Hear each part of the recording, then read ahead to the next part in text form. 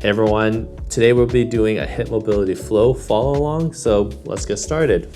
First thing we're going to be doing is a dynamic warm-up called 90-90s. You're going to stick your feet out about shoulder distance apart, 90-degree bend in the knees, and you're just going to rotate the hips towards the ground.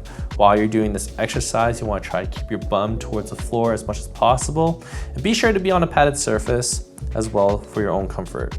You'll hold this position for 5 to 10 seconds. You're going to alternate sides, and we're going to really try to make sure that bum stays on the floor. Okay, we're going to do about 5 repetitions here. Just get things moving along a little bit. You also want to make sure that you're not really torquing too much through the torso. You want to limit the motion through your hips only. Now, it's not the end of the world if you move your spine. It's actually okay. It's just extra movement, but you really want to feel the movement isolated in the hips. So here we go, really feel the stretch. You'll be feeling this along the front of your hip or to the side of the hip. It really depends where you are the tightest. So here we're really stretching out the internal rotators of the hips. Alrighty. Okay, next we're just going to work on some of your hip muscles, which are actually your thigh muscles. So not a lot of people think of your hip as the thigh. So the first thing we're going to do is just a passive stretch of the hamstrings. They cross through the back of the hips. You're just going to go reach towards your toes. You're going to take a nice deep breath.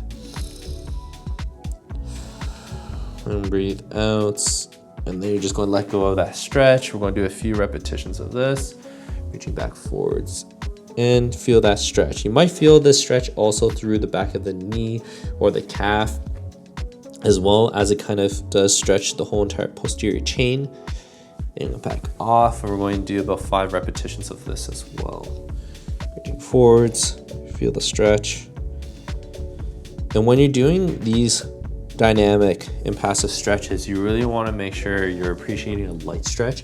You don't want to be going for a super deep or heavy stretch during the movement, because basically you're trying to get the muscles to relax. And if you're feeling it very intensely, well, guess what? You're probably not very relaxed. Last one here. Okay, now moving towards the anterior chain of the body. We're going to go and work on our quads and hip flexors. We're just going to do this very small motion at the pelvis. So we'll be in the split squat position. If you can see my hand placement, I'm placing this just on the bony part of my pelvis. I'm going to take my hip and I'm going to tilt it, what's called posteriorly, which is backwards. So notice that my thumb drops and my index finger raises. I'm gonna feel the stretch right along the front of my hip. Okay, and then I'm going back off, okay? And tilt back once again. What you want to visualize is taking your tailbone, you're tucking it in between your legs. When you're doing this exercise, you also can visualize your hand holding a bowl of water. You're trying to pour that bowl of water backwards. All right, if your pelvis is a bowl of water. Back off, and then we're going to do it one more time. And we're going to do anywhere between 4 to 6 reps, and then you're just going to switch sides. So once again, this side, you're going to find that pelvis. You're going to hold on to it, and you're going to help your pelvis with your hand by tilting it backwards. And this is just an external cue that you can give yourself. And back forwards, and then backwards once again. Once again, when you're doing this exercise, just breathe through the tension you might be feeling through the front of your hip and your quadriceps. One more time. Relax. You want to keep your torso upright. A lot of people tend to lean forwards while they're doing this exercise, but you just want your torso to be upright, as vertical to the floor and ceiling as possible. All right, up next, we're going to be stretching out our quadriceps. So we're going to go into the side lying position. Just going to grab your ankle above the ankle joint, pull it behind you, get that heel to touch your buttock, and you're going to push your hip forwards.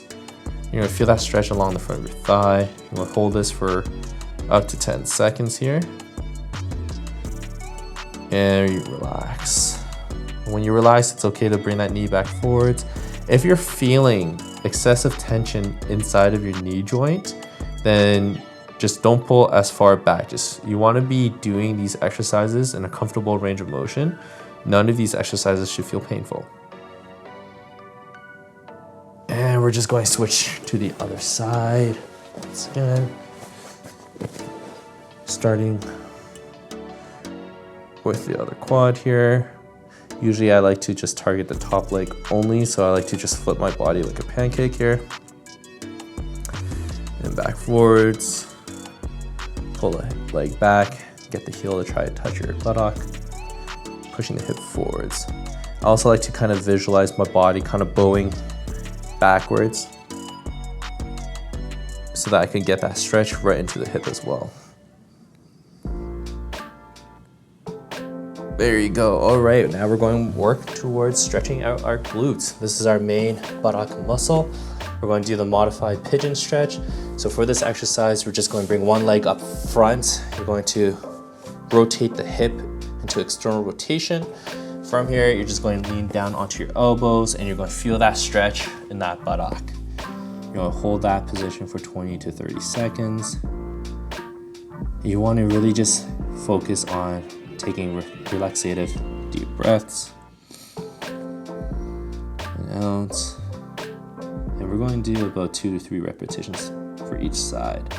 And these hip stretches and hip mobility exercises can be done any time of the day. The important thing is that when you're doing these exercises, you want to make sure your body is a little bit warmed up first. So right after a hot shower is an excellent time to do this exercise routine. These mobility exercises can be done daily as well. As long as you're doing light stretches and not super deep ones, you will most likely be safe while doing them. If you do have any issues with these exercises though, you do want to check in with your local physio or chiro, just so that you can rule out any underlying conditions or injuries that you may have. This routine is mostly for those who are looking to increase their range of motion but don't have pre-existing health conditions or injuries. So if you do have any type of injury, be sure to ask, once again, your physio or chiro for modifications of this routine that you can do within your own limits. All right, going for rep number 2 here on the left side. Make sure you're breathing. Yep. You might feel this into the upper thigh along the back of it as well. You don't have to make sure that your spine is super straight with this one.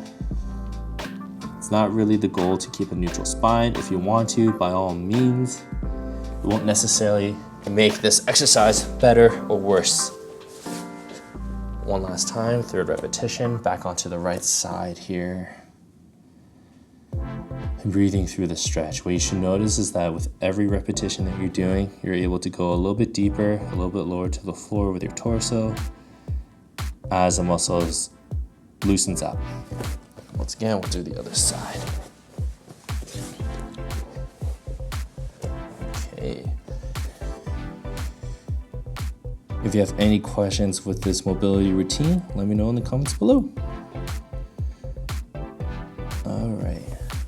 Up next, we're going to be working on your inner thigh muscles. These are your hip up adductors, adductors.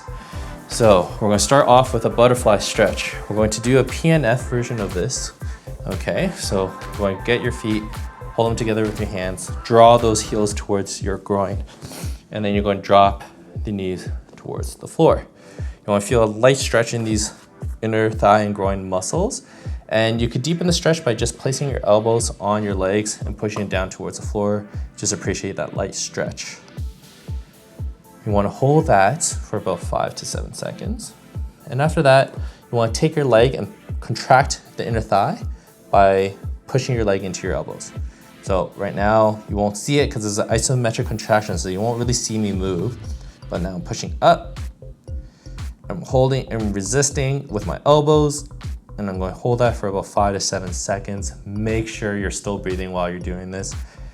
And then let go. And when you let go, you should find that you could go a little bit deeper at the same intensity of stretch. And we're going to do about 4 to 6 of these.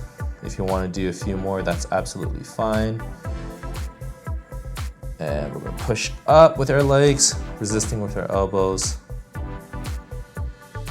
Hold that for 5 seconds and we're going to drop it back down, deepening.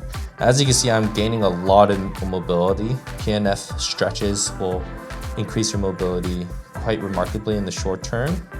if you reinforce it daily, you can raise your baseline flexibility. All right, push up one more time. And drop it back down. Now the PNF kind of refers to just the contraction and relaxation effect of activating a muscle and then stretching it. So this principle can actually be applied to any of the stretches that we've done today. I just find without a partner, it becomes a little tough to do on your own, except for during the butterfly stretch. Pushing up one more time and dropping the legs down one more time. You can find that getting close to horizontal to the floor right now. Okay, and gently get out of that position. We're going to now go into a pancake stretch. So legs wide open as far as you can. You can use your other hands to help prop you open. And you're just going to reach forwards. You're going to feel this in the inner thigh and under the medial hamstrings.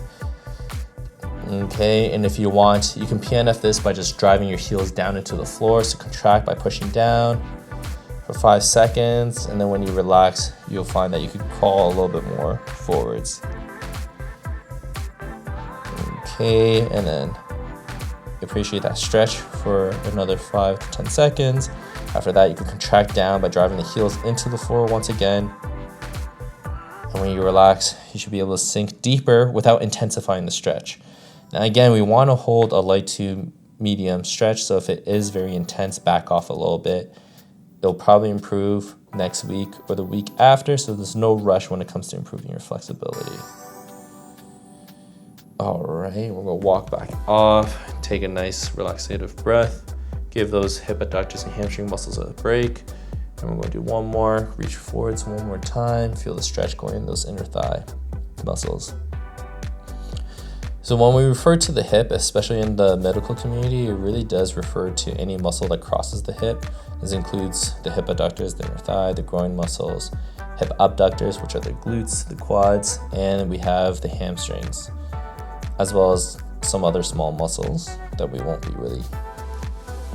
be getting into today. And back off, nice. All right, so this wraps up our hip mobility routine that you can do daily. We kind of targeted all the muscles in a 360 fashion.